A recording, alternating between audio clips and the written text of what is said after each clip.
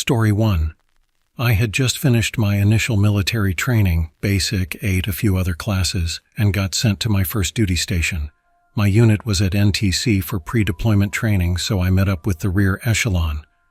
I got issued my room and spent 3 very disturbed days, nights in the barracks with weird stuff happening, like gear not where I left it, locked drawers being opened, and the microwave turning on by itself. Shit like that. My roommate, who I knew throughout training, showed up on the 4th day, and I told him something along the lines of, "Watch your shit, someone's been messing with my stuff and I don't know who." So, the 4th night comes around, me and my roommate secure our room and gear and go to bed. Gotta be up at 05:30 a.m. for PT, so it's an early night. We lock all our stuff and go to bed. I woke up around 1 a.m. because my blanket had fallen to the ground and I was cold, which was weird because we were in the south in summer, so it's always hot. I hopped down to get my blanket, and I notice my armoire is open, so I open the lock, close it, lock it, and get back to bed. I fell back asleep pretty easily, but I woke up again at about 02:30 a.m., and all my stuff and my roommate's stuff was thrown around the room. I wake up my roommate and he's pissed because someone is fucking with us and can't figure out who it is. We clean it up, lock our stuff, and go back to bed. I woke up a 3rd time at 03:37 a.m. and was not alone. I can hear my roommate snoring, so I know it's not him. I sat up and saw someone in the little kitchenette area with the fridge open looking in it. I was freezing again. I was about to say something as the soldier turned around. My eyes had a moment to adjust to the bright light, and then I started recognizing gear like the L-shaped flashlight on his shoulder, his Alice packs with magazine holders and canteens, boots and fatigues. This dude was combat ready. As my eyes reached his face, he turned a bit and I could see it. Half his head and helmet were gone, blown off by the looks of it. I'm scared shitless at this point. He closed the fridge, walked across the room, keeping his bright green eyes on me, opened my front door and walked out. As he exited, he turned back around and said to me, "Be safe." I didn't sleep the rest of the night. I didn't wake my roommate up. I just sat up in bed for about 2 hours till I had to get ready for PT. 06:30 a.m. rolls around, so everyone is outside the barracks in formation, getting ready to start PT. And the acting first sergeant says, "Hey Chase, you good? Looks like you have seen a ghost." I replied with, "Negative, I'm fine, 1SG, good to go." About halfway through PT, he comes up to me and asks me what's wrong because I'm visibly shaken up. I told him I was fine, just couldn't sleep last night. A few others asked if I was okay, and I just lied and said I was fine. I really wasn't, and they could see that, but they let me be. After PT ended the acting, 1SG pulled me to the side and told me to speak freely, openly, and with all confidentiality and off the record. What is wrong? I told him that if I told him what happened, he would think I'm batshit crazy. He assured me it was off record and once again said, "Talk to me. You seriously look like you've seen a ghost." That got an awkward chuckle out of me, and I began to tell him my story, and when I got to the part about his head, the acting 1SG lost his shit. "Who the hell put you up to this? This is not funny," etc. He smoked me for about 30 minutes, made me do push-ups, mountain climbers, stuff like that, all while yelling at me that I'm a piece of shit. Finally, after about 30 minutes of that, he says, "Look at me in the eye and swear on everything that you love that you're not lying to me." I told him I was not lying, it fucking happened. So he says, "Follow me," so I do. We got to the command office, which I had never been in, and they were obviously locked. He took me behind 3 locked doors and 3 rooms I had never stepped foot in, and when he opened the last door, I saw it. It gave me chills.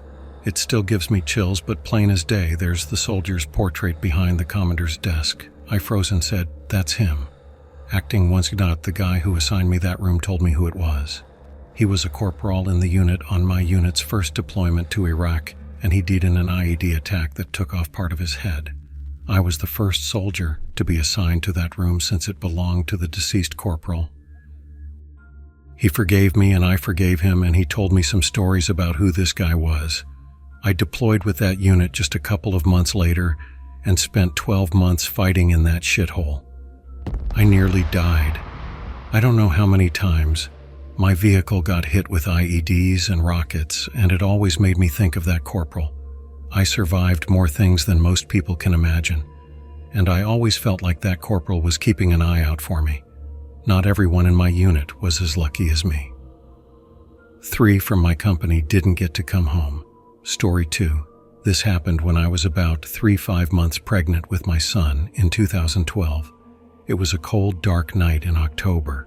I had gone over to my best friend's house, and after spending all afternoon gossiping and watching foreign films, I realized it had gotten too dark for me to drive home. Country roads have little to no lights.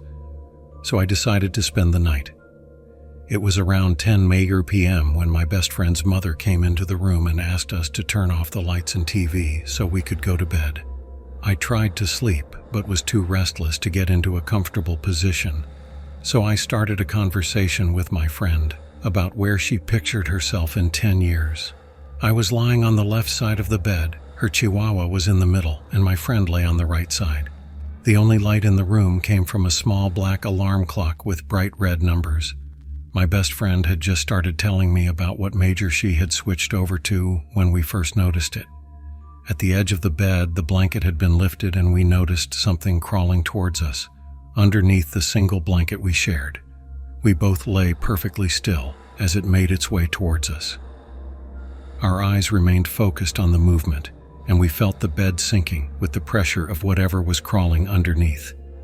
It seemed to grow larger, and we started to make out what looked like shoulders and a head. Her chihuahua came out from underneath the covers and looked at the object as it reached the end of the blanket. Suddenly, a bright orb of light came out and lingered by our heads for a few seconds, dancing in between us, then flying up over us, hitting the wall and disappearing. We looked at each other in disbelief for a few seconds when I noticed more movement at the foot of the bed. It was then that I saw a brown-eyed little girl with short curly hair. She was looking at me, confused. I couldn't move. In the background, I heard my friend trying to make sense of the situation, but my gaze remained fixated on the girl. It was at that point my friend became incoherent to me. She might as well have been talking in another language. I just stared at the girl, her confused face, wondering who she was and what she wanted, how she got here. Suddenly, my friend said something that caused me to turn to her. Annoyance was evident in my voice as I asked her what she wanted. When I looked back around to where the girl had been standing, she was gone. I felt scared of the unknown, and although I could no longer see her physically, I could still sense her presence. I could feel where she was standing, at the edge of the closet, watching me with a newfound curiosity. I could sense her facial expressions and that smirk she got as she realized I could feel her too. If it hadn't been so dark outside, and I hadn't been so scared of her appearing in my rear-view window, I would have left that house that night. But I didn't. Instead, I laid back in bed, facing her, watching, waiting, until I finally fell asleep. Story 3. I have an experience that I never truly understood until I read this thread. What do you think? My mother once told me about an event that happened years ago. One day, the best friend of my Aunt G came to visit my grandparents many years ago, when my mom was a young teenager. This friend, Betty, adored and worshipped my Aunt G and was the nicest, sweetest, most genuine person you could ever meet. I once met her and really liked her instantly. On the day of her visit, Betty, accompanied by my Aunt G, came into the room and sat on the sofa and chatted to everyone in her friendly way. Everyone loved her and enjoyed her company. Then suddenly, she looked like she was about to faint and looked very weak, as if she was about to collapse on the sofa. So my uncle got her a glass of water. But before he could, she suddenly bolted upright. Her eyes rolled upwards into the sockets, sort of, in a weird, menacing way, and she looked straight ahead, terrifying everyone around her. Slowly, she turned her head, like a puppet in a horror movie, towards my eldest aunt.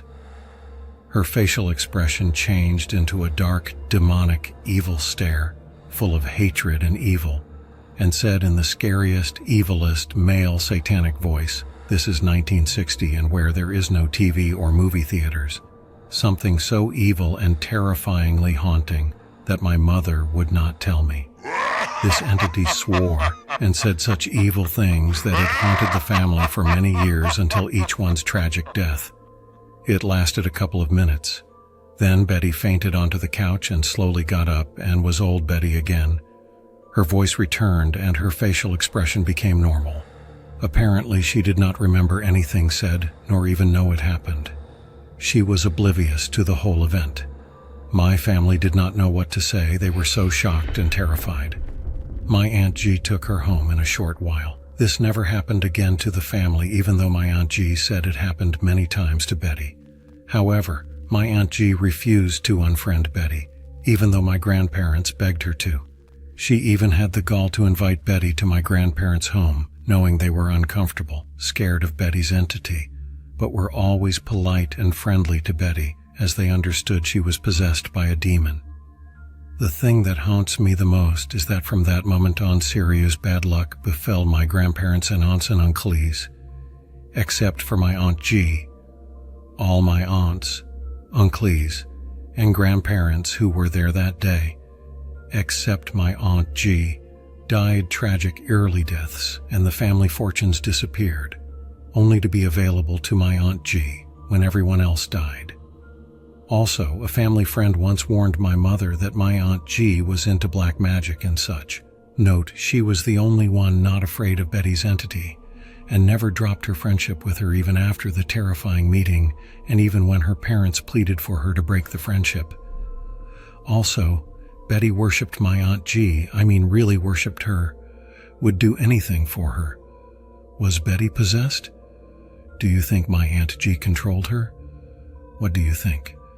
It was witnessed by my grandparents, uncles, and aunts who kept it secret until I was nearly an adult, only telling me as a warning to be careful of Betty. Story 4. When I was little, young enough that the word paranormal wasn't even in my vocabulary, I was kind of thrown into believing. I knew just from my first experience that what I was dealing with was something that not everyone could or would discuss. And since then, I've kept it to myself for the most part, aside from the rare occasion that the subject comes up or when I'm in the company of others who believe. So I'll start from the beginning. Bear with me. I am half Filipino and half American. When I was 6, almost 7, my mom took me back to the Philippines for a visit. When we first arrived, my mom received news that an elderly man was ill, related somehow, but I'm not sure, so we paid a visit. The bed he was lying in was abnormally high off the ground in comparison to what's typical in the U.S. At my age and height, I was at eye level with him when I walked into the room. As soon as he saw me, he became angry and started yelling in Tagalog. My mom sent me out of the room with relatives telling me that the man didn't want kids around. Later that evening, he passed. Now, in the Philippines, funerals are a much different affair than what is typical in the States, and I remember the viewing, or whatever they call it, lasting into the night. The house was made of bamboo and had 2 stories. The mourners were downstairs, crying and wailing as they do, while I was upstairs in bed, listening and curious. My aunt was just outside the bedroom door on the balcony watching everyone, and I was watching her. Then it happened. The bed, draped in a mosquito net, lifted off the floor and began to shake violently. No noise came from it as all 4 legs were off the floor. I tried to yell out, but no sound would come from my mouth. Just as suddenly as it began, it stopped. I cried out for my aunt and tried to tell her what happened the best way a 6-year-old could, but she assured me I was dreaming. We came back to the U.S. and moved within a year or 2 from that trip. The house we moved to was on land that Native Americans were known to have spent time on. During the clearing of grass and trees, several arrowheads were found, which is something I was initially fascinated with. But what else I would find there was something I could have lived without. My bedroom door faced the bathroom door in this tiny hallway on the right side of my dad's house. To the left of my door was the guest room. At night, my parents made me leave my bedroom door open so that should something happen, they could easily hear me or get to me. From my bed, I could see directly out the door, which isn't something I was fond of, especially when I started getting a visitor. One night, a very, very large man slowly came out of the guest room and turned toward me. He was nearly as tall as the doorway and almost naked aside from brown fabric draped around his privates, a loincloth-esque garment, and he just stood there, staring. He never stepped into my room, never said a word, never let on that he was aggressive in any kind of way, but he would just stand there nearly every night. I tried telling my parents about it, but I was again told that I was either dreaming or that my eyes were playing tricks on me. My mom is more inclined to believe these things due to Filipino beliefs, but my dad is a no-nonsense Baptist man born and raised in the South. There's no such thing as ghosts. I just kept it to myself. My father still lives in that house, and a few years ago, he had a small dog that refused to go into the guest room. He would just stand in the hallway and bark into it. Around that same time, I started having very vivid dreams. The first was of a feather. Everything around the feather was black. All I could see was this feather in very clear detail. I could see the splits in it, the color variations from black to gray to white. It wasn't something I thought was significant until I was at my babysitter's house one afternoon. I was walking through her backyard with some other kids when I had the urge to look down. When I did, the same feather was lying just a few inches in front of my feet. I was fascinated by this until one dream came that led to something I had no desire to see. One night, I had another dream in which everything was black except for the lights. There were no colors to the lights, just variations in how bright.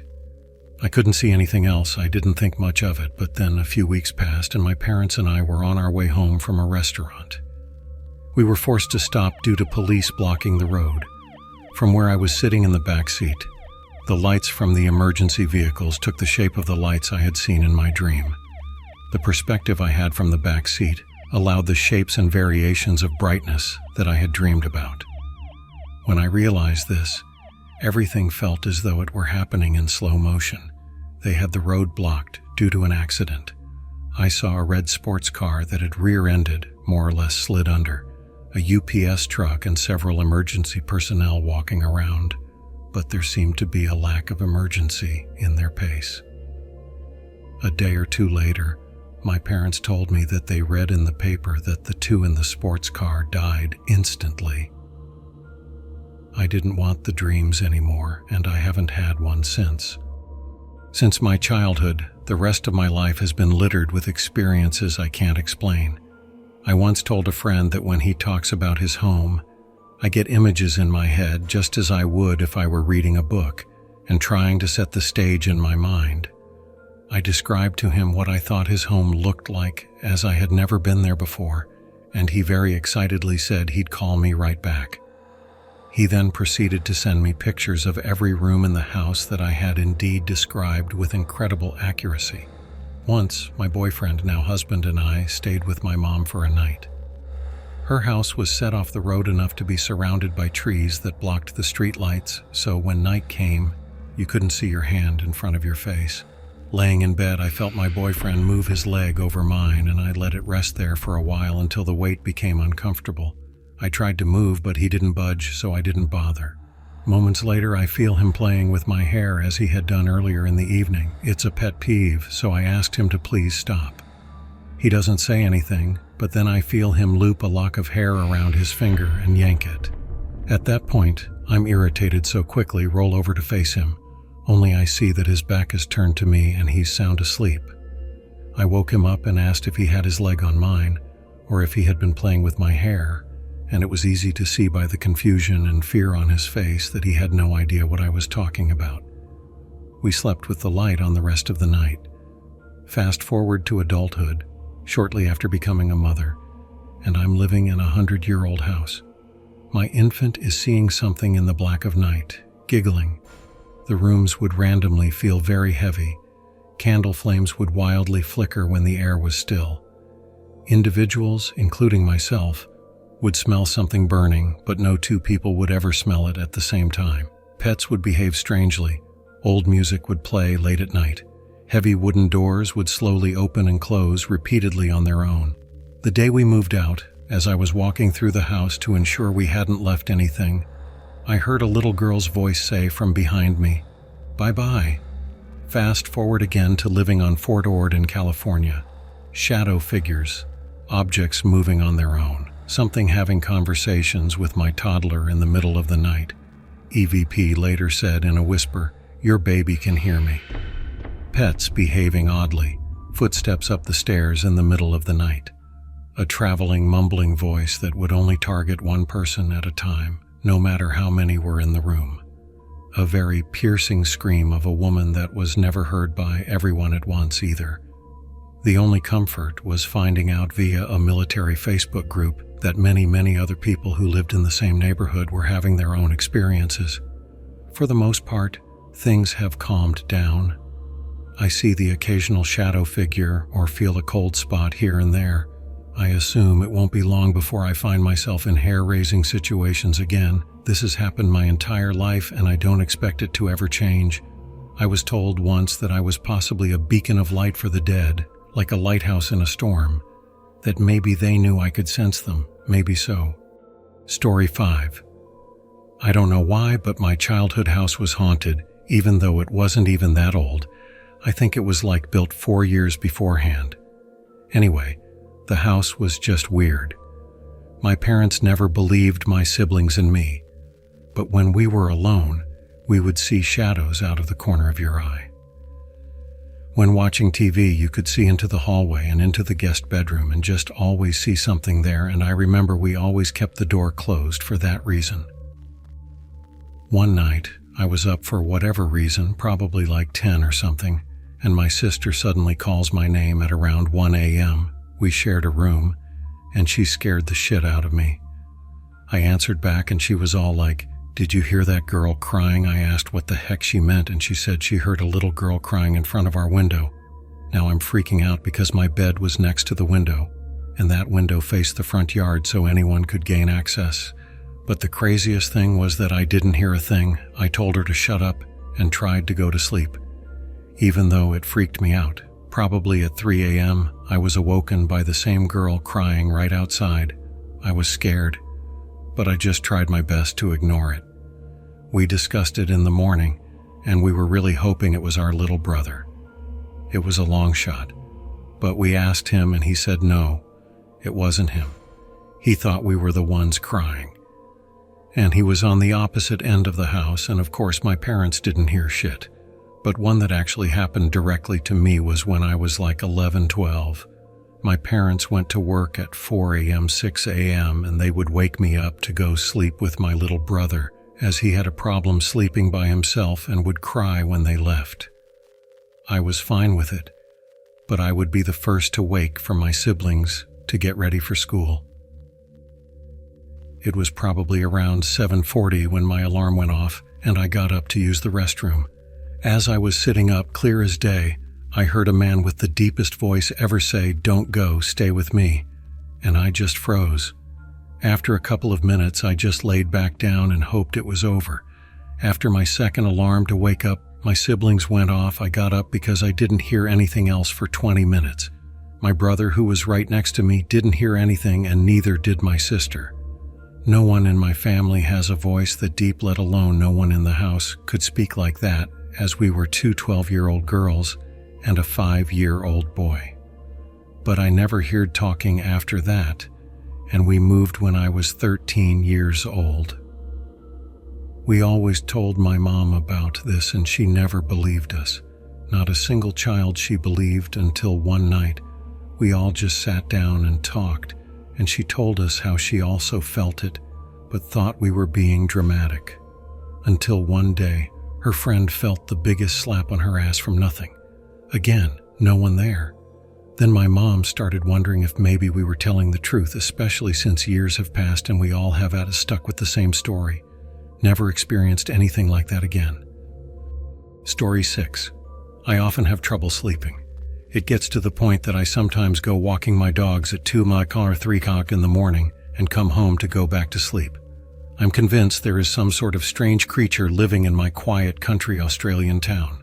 If you doubt my story, look back on my post history. I went on Find a Reddit a while back, looking for a sub to post the following story but never did. So anyways, when I get to the sports ground in my town, I usually let my dogs off the leash so they can have a run around free. They're violent to other dogs, so it's good for them to get out and run around like that. One night I got to the sports ground, let off my dogs, and shone the torch around to see if anyone was around. I looked around and all of a sudden I saw two eyes illuminated by my torch staring back at me from the middle of the oval. This didn't happen at the oval, pictured it just to show you what a footy oval is. At first I thought it was a dog, cat, rabbit, possum, but then it stood up. Whatever it was big. I thought maybe it was a kangaroo, but it stood way higher than any kangaroo I'd seen. Even a red. I couldn't really make out its body 'cause it was pretty far away. Like I said before, my dogs are mean and violent to other animals. They've been known to take on animals way bigger than themselves, like cows and horses, but whatever this thing was, they backed away from me and whimpered. I took them away on the leash and kept walking. We went through a gate, and halfway across the second oval, I got that strange feeling something was watching us and turned around to shine the torch. And it was there. It had walked to another gate that led into the same area and was just standing there watching us. It was still too far to make out its body, and I was really scared, so I just started walking, and in 5 minutes I was home. That was about a year ago. It took me a month to work up the nerve to walk the dogs at night again. Last month I was in the same place at the same time with my dogs when I started thinking about the incident. As I was thinking, every dog in the surrounding neighborhood started barking like crazy. My two started whimpering like the first time, and all of a sudden a giant bang sounded, and something let out a large threatening howl which made all the dogs suddenly stop. As soon as that happened, I grabbed the dogs and ran home. I am convinced there is some sort of strange creature living there. Story 7. I was never a believer in ghosts until I went to boarding school.